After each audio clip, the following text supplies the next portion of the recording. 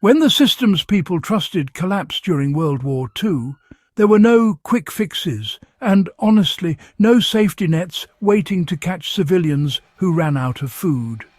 Stores were empty, farms were destroyed, supply lines were cut, and governments could offer little more than ration cards and promises.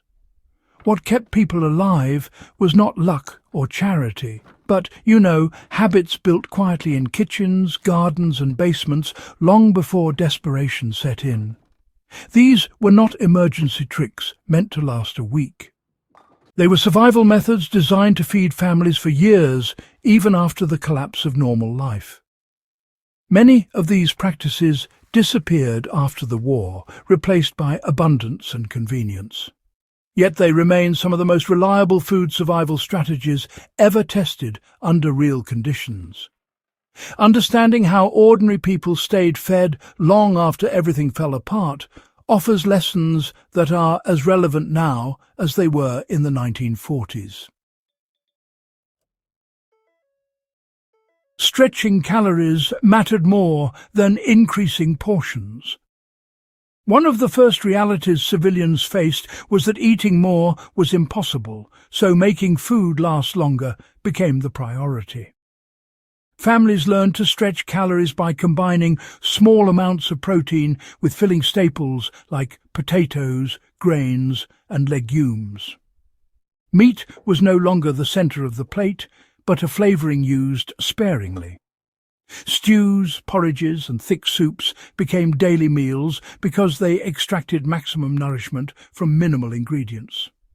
This method is easy to apply today by planning meals that prioritize satiety and nutrition rather than volume, using slow-cooked dishes that reuse bones, scraps, and leftovers over several days. Seed saving ensured survival beyond the current season. WWII civilians understood that stored food eventually runs out, but seeds represent future meals. Families carefully selected seeds from the healthiest plants and hid them away from confiscation. These seeds were traded, guarded, and replanted season after season, even in bombed-out cities. Modern survival planning often focuses on stockpiling food, but neglects the ability to grow more. Applying this method today means learning how to harvest, dry, label, and store seeds from open-pollinated crops so food production can continue indefinitely. Preservation replaced refrigeration when power could not be trusted. Electricity was unreliable or non-existent for many civilians, forcing families to master preservation methods that required no power at all. Drying, salting, smoking, and fermenting were daily routines, rather than hobbies. Vegetables were shredded and fermented to last through winter, meats were cured to prevent spoilage, and fruits were dried for storage and trade. These methods remain highly effective today and can be practiced with basic tools. Learning one preservation technique at a time builds food security that does not depend on modern infrastructure. Hidden food storage, protected families from confiscation and theft. Food scarcity did not only bring hunger, it attracted soldiers, officials, and, thieves too.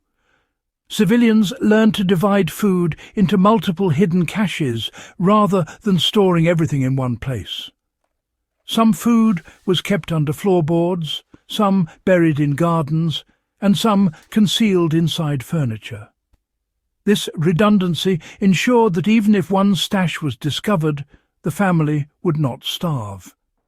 Even today, the principle remains valuable by storing food in multiple locations and avoiding obvious or centralized stockpiles. Foraging, really, expanded the food supply beyond farms and gardens. Wild foods played a critical role in civilian survival. Dandelion greens, nettles, acorns, berries and mushrooms, you see, supplemented meagre rations. Knowledge of what was edible, when to harvest it, and how to prepare it safely was often passed down quietly. The modern application begins with learning local edible plants and practicing identification and preparation long before necessity forces reliance on them. Barter networks replaced money when currency lost value. As economies collapsed, money became unreliable, but food and skills, well, they retained value. Civilians traded preserved foods, seeds, labor and tools through informal networks built on trust. A jar of dried apples or a sack of beans could secure medical help or firewood. Applying this today means developing practical skills and maintaining community connections, recognizing that survival improves dramatically when people cooperate rather than isolate. Controlled cooking reduced fuel consumption dramatically. Fuel shortages forced families to cook efficiently. Meals were prepared in ways that minimized heat loss, often using retained heat cooking, where food finished cooking off the fire. One-pot meals reduced fuel use and clean-up. This approach can be replicated today by using insulated cooking methods, batch cooking, and planning meals that maximize each use of heat. Animals were fed strategically to feed people longer.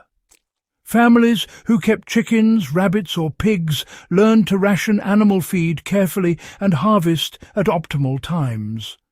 Animals were not consumed impulsively, but managed as long-term food assets. This mindset applies today by viewing livestock, even small backyard animals, as renewable resources rather than emergency meals. Psychological discipline kept routines intact under pressure. Perhaps the most overlooked survival method was mental discipline. Civilians who maintained routines, measured portions carefully, and avoided panic made their food last far longer than those who consumed impulsively. Applying this today means practicing restraint, planning ahead, and resisting the urge to overconsume during stress. These forgotten survival methods were not theoretical or romanticized. They were proven under extreme conditions and sustained families for years when collapse was not temporary but normal. Reviving even a few of these practices can dramatically increase food security and resilience in uncertain times. If preserving historical survival knowledge matters to you, subscribe to the channel, share this video with someone who values hard-earned lessons, and help keep these proven methods alive for the next generation.